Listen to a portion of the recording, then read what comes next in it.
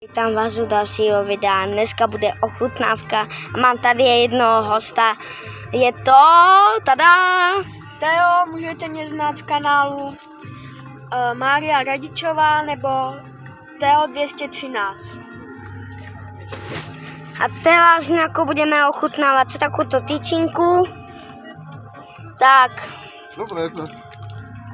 ideme ochutnávat. Tak ochutnej ty nejdřív.